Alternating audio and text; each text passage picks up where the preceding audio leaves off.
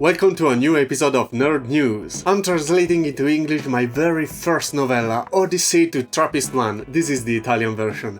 Wait until the end of the video to know how you can back the Kickstarter and put your name in the acknowledgements of the book. Today we start with some very sad news regarding the highly anticipated movie co-written and co-produced by James Gunn, Coyote vs. ACME.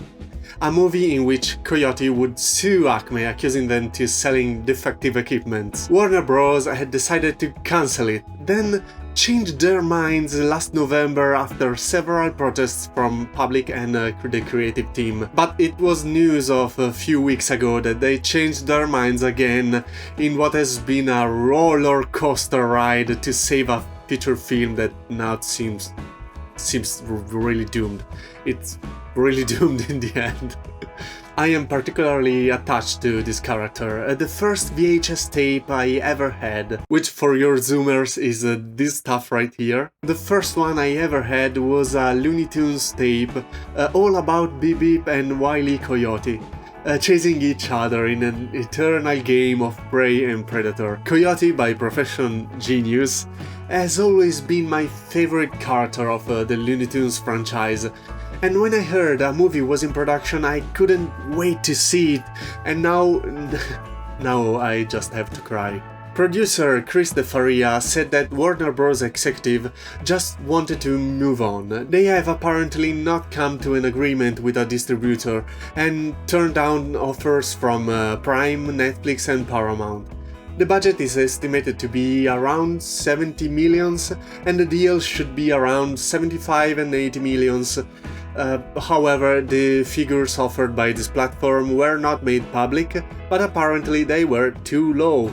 No deals were found and Warner Bros. Has no intention of continuing to look for one, preferring to keep the movie already produced and finished on a shelf in the office. Long story short, it looks like Coyote vs. ACME will suffer the same fate as Batgirl, a finished movie that no one will ever see, for obscure economic reasons. Because let's not forget that Hollywood is driven by money, like everything else in this world, including art. It's sad, but it's just how it's works. In fact, the idea is to save 35 to 40 million in taxes through a write-off, which, if I understand correctly, is a formal statement of devaluation of a piece of work, an asset, a resource that cost a lot of money to make, to acquire, and for which the government deduces a certain amount of taxes from you to write off the hit you took. That's how it goes. You spend $70 million to make a movie, but you just use it to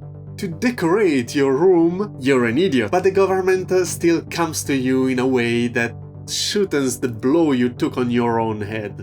35 to 40 millions is not enough to cover the 70 millions budget, but it's still something if you expect the movie to flop and maybe make even less. In any case, it seems to me a move for which you cannot simply sell the movie in the future without also refunding the taxes that were deducted from you. Rightly so, I would say.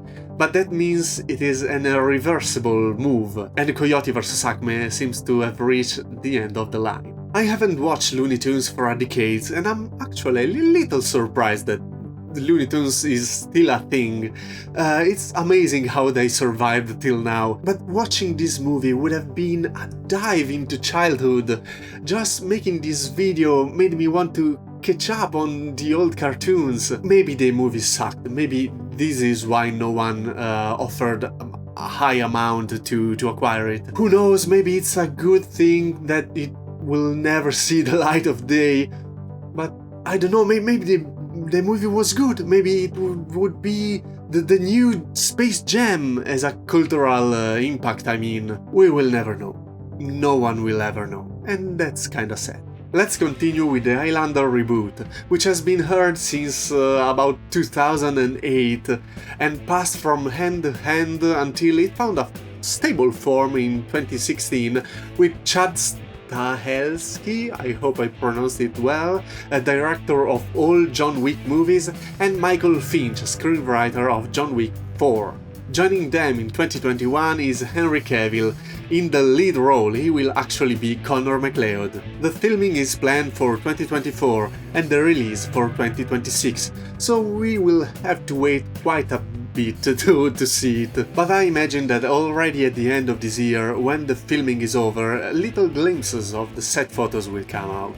We are talking about the first movie, because the intention of the production is to create a franchise around the Highlander mythology, picking up a good part of the characters from the original movie. A small franchise had already been born, since the original movie was followed by a series based on the assumption that not all immortals were really dead, and therefore the protagonist had other things to do than enjoy life. This was, in fact, a total retcon, but at the time there was little concern for narrative continuity. Did the movie resolve the issue? But there is still a chance to profit from the brand? You just produce a new sequel or a series without making too much of a fuss. No one will complain. The audience is very well aware of that, but they love Highlander and they want more, so they keep watching more. Nobody complained about those things back then, and it's not really that different now, but at least there is more attention to details, and sometimes franchises are thought out and structured in advance so that all may make sense. It's not always the case, but sometimes they are actually able to thought out all the process in advance. But what will we see in the movie? As already mentioned, it will not be conclusive, although the main antagonist will remain the mighty barbarian Kurgan. The director has stated that the story will remain fairly faithful to the original movie and series, involving the same characters, so it will not be completely new material, and I think it is good that the soul of the project remained true to the original material. However, he sees the first movie as a kind of a prequel, as a preparation for the Gathering rather than the Gathering itself, so they will have room to delve into the events, to delve into the characters, to explore different themes. Nothing more is known at the moment. I loved Highlander as a kid and I'm looking forward to this movie, especially with the John Wick director involved, who knows more than the devil when it comes to action movies, and Henry Cavill, who I'm sure will want to portray Connor MacLeod with great respect to the original material. As I said at the beginning of the video, I'm starting a Kickstarter campaign to translate my very first sci-fi novella, a story about the crew of a spaceship on a 1000-year voyage to a planet to terraform and colonize. However, due to a collision with an asteroid, half of the crew, 100 people, awoke from cryostasis and have to live for 1000 years trapped in a spaceship.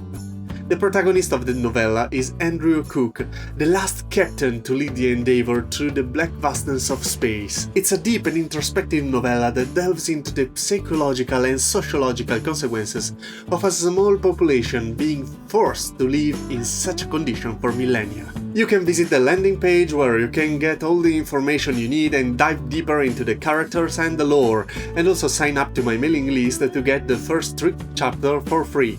And also you can follow the Kickstarter pre-launch page to be notified when it goes live. Don't miss it, because through Kickstarter you can get the ebook at a lower price and get your name in the acknowledgements, which is pretty cool, I think. See you soon, Space Cowboys!